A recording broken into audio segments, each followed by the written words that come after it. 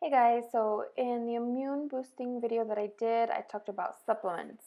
And not everyone can afford supplements. And as you'll hear me say quite often, food is medicine. So I wanted to go through each supplement that I had talked about, but in their food category. So if you can focus on these foods, this is a great way to help get these nutrients in to help boost your immune system. And I have to say with caution as well, that one man's food can be another man's poison. So some of these superfoods may not be so super for you if you have any type of autoimmune condition or food sensitivity. So just be aware of that. But first we have is vitamin C. And of course it's going to be your citrus fruits, your papaya, broccoli, Brussels sprouts, strawberries, bell pepper, watermelon, kiwis, raspberries, and garlic. So remember, your vitamin C is a powerful antioxidant. It's going to boost your immune system. It's going to slow the aging process, and it protects you from disease. It helps maintain your healthy gut microbiome, and it's needed for serotonin.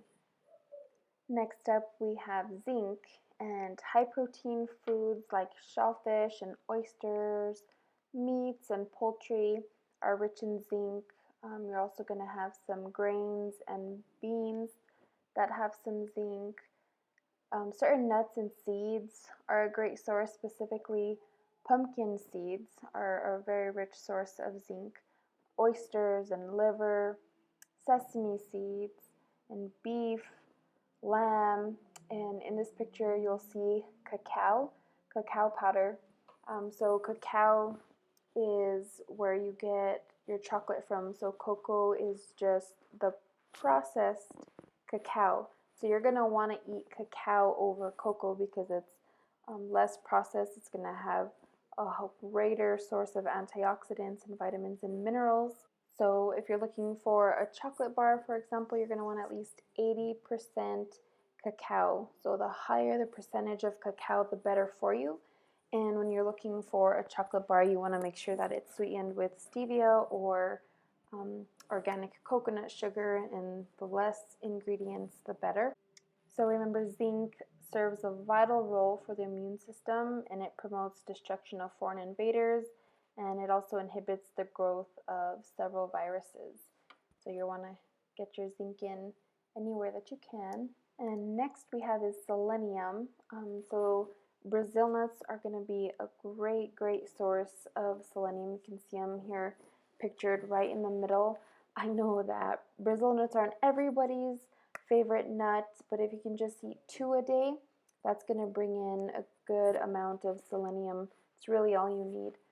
Some other sources are shellfish and liver, fish, sunflower seeds, rice, and pork. And remember that this trace mineral affects all components of the immune system, and a deficiency in selenium results in depressed immune function. So we want to remember to get some selenium in. Next up, we have vitamin D. So you're going to get vitamin D from liver, and some from grass-fed butter, some fish, egg yolks, fermented cod liver oil, and of course the sun. And as you can see on the picture I have here, just don't pay attention to the flour because I'm not for flour, unless that happens to be coconut flour or something, but probably not. But I chose that picture because you can see the egg yolk color. So the darker and more orange the yolk, the better for you. So that's just showing that it's rich in all the nutrients and that they came from pasture raised hens. So those are pasture raised eggs, and those are the eggs that you're going to want to eat if you can tolerate eggs. And then of course I have the sun here. The sun is an amazing way to get in your vitamin D, as your body synthesizes the vitamin D through the sun exposure. And you can safely do that 20 to 30 minutes a day to get some vitamin D in. Vitamin D is going to shape and mold the immune system, and it acts as a source of power for our T cells.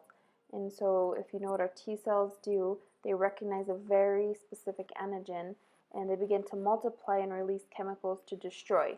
So without vitamin D, the T cells never wake up. So that leads to an impaired immune function. So we want to make sure that we have sufficient levels of vitamin D. Now we're moving on to probiotics. So your foods that are going to be a good source to get some probiotics in are going to be your fermented foods. These are going to be your sauerkraut, your kimchi, your fermented pickles and all the other fermented veggies, miso and kefir. And you're going to want to eat some coconut yogurt. Kombucha is another good source. Remember that your probiotics are going to help heal your leaky gut. It's going to reduce gut inflammation. They're going to boost your immune system. Probiotics are going to improve digestion and help nutrient absorption. So probiotics are very important. Next we have is magnesium. So you're going to want to eat your dark leafy greens, especially Swiss chard and spinach, your nuts and your seeds, especially pumpkin seeds, beans and lentils, quinoa and brown rice, fish and tuna, avocados, bananas have a good source of magnesium, your dark chocolate, again, that's your cacao. So all of these are great sources of magnesium. And remember that magnesium is used in over 600 biochemical functions in the body. And when it comes to immunity, it's going to support a healthy gut. Next on the list we have vitamin A, and some good food sources of vitamin A are going to be liver, cod liver oil. Of course, carrots are famous for being rich in vitamin A. Also mint, parsley, spinach, turnip greens. But remember that some people can't convert plant carotenes into vitamin A very well, so this is when supplementation is necessary.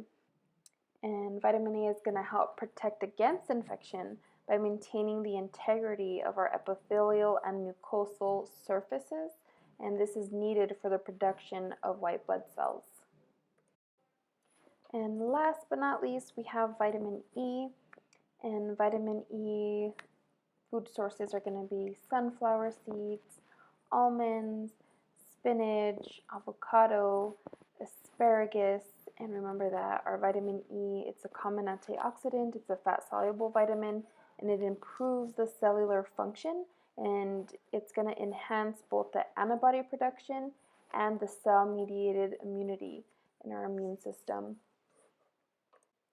So that wraps up my personal favorite immune boosting foods, guys. I just wanted to get on here real quick and give you these, especially during a time like this.